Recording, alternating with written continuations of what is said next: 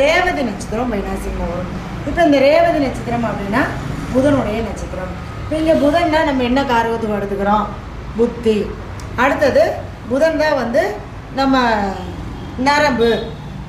சனினா பெருநரம்பு, புதன்னா இந்த சிறு நரம்பு சொல்லக்கூடிய அந்த அதாவது உடம்புக்குள்ளே உள்ளே போய் மைனூட்டாக போகக்கூடிய நரம்பு எதுன்னா அந்த புதன் தான்.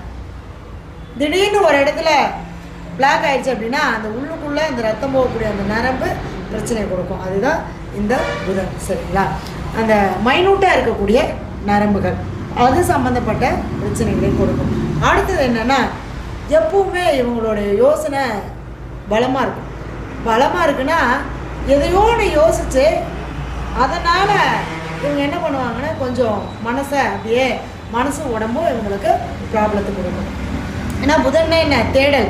இவங்களுக்கு நிறைவு இருக்காது, ஏதோ ஒரு விஷயத்தை தேடிட்டே இருக்கிற மாதிரி இருக்கும்.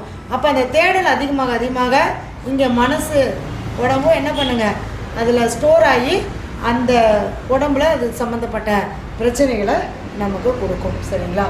அடுத்தது இந்த புதன்னாலே உறவுகள். இந்த திருவாதிரை நட்சத்திரத்தில் பிறந்தவங்களுக்கு பார்த்திங்கன்னா என்னதான் நல்லது செஞ்சாலும் உறவுகள் வந்து பகையாகத்தான் இருக்கும். ஏன்னா புதன்னா என்னங்க? தாய் மாமன் உறவு, உறவுகளுக்கு காரகன். அப்போ இந்த மாமன் வழி உறவுகள்லையும் அல்லது அந்த ரொம்ப நெருங்கின சில ரிலேஷன்ஷிப்பில் கண்டிப்பாக இவங்களுக்கு ஒரு பிரச்சனை இருக்கும். அவங்க அந்த நட்சத்திரத்தில் கண்டிப்பாக இருப்பாங்க. நம்ம வீட்டில் நான் தான் சொல்லிட்டேன், நம்ம வீட்டில் ஏதோ ஒரு உறவு வைநாசிகத்தில் தான் கண்டிப்பாக பிறக்கும். பிறக்காமல் இருக்காது, யாரோ ஒருத்தர் இருப்பாங்க. அப்போ தானே நம்ம அதை அனுபவித்து தீர்க்க முடியும். சரிங்களா? அதுக்காக. சரிங்களா? அடுத்தது இந்த ரேவதி நட்சத்திரத்தில் நமக்கு ஏதாவது ஒரு கிரகங்கள் வரும்போது அந்த பாதிப்புகளை இந்த கோச்சாரத்தில் வரும்போது தான் பாதிப்பு கொடுக்கும். பயந்துக்க வேண்டாம். என்னடா மேடம் இப்படி சொல்கிறாங்க, எப்பவுமே இருக்குமா அப்படின்னால இல்லை. அந்த கிரகங்கள் ட்ராவல் பண்ணும்போது கண்டிப்பாக அது நடக்கும். சரிங்களா? இப்போ இந்த ரேவதி நட்சத்திரக்காரங்க பார்த்தீங்க அப்படின்னா காவேரி பூம்பட்டினம், திருவாதிரை, அதாவது கடல் ஓரத்தில் இருக்கக்கூடிய, அதாவது நம்ம இந்த ஆல்ரெடி என்ன நம்ம சொன்னோம், இந்த காவேரி பூம்பட்டினம் அப்படிங்கிறது என்ன ஆகி போச்சுங்க, நமக்கு இன்னைக்கு இல்லை இல்லையா? அதனால் கடலோரத்தில் இருக்கக்கூடிய சிவன் ஆலயம்,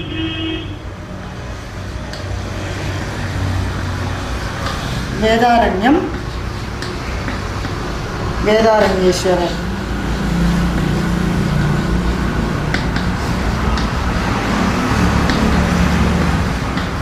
வேதாரண்யத்தில் இருக்கக்கூடிய வேதாரண்யேஸ்வரர். இப்போ அங்கே போயிட்டு கடலில் குளிச்சுட்டு கண்டிப்பாக இந்த திருவாதிரை நட்சத்திரக்காரங்க அப்பப்போ என்ன பண்ணுங்க, கடலில் குளிக்கணும். ஏன்னா திருவாதிரை என்னங்க, ராகு, பாம்பு தண்ணிக்கு போனால் சந்தோஷமாக இருக்கும் இல்லையா?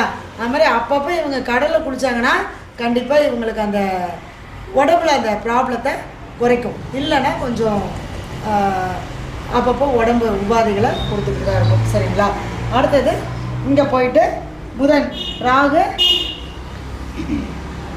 17 + 18 மொத்தம் 35 தீபம், 35 தீபம் ஏற்றி வழிபாடு பண்ணிட்டு வரணும். சரிங்களா?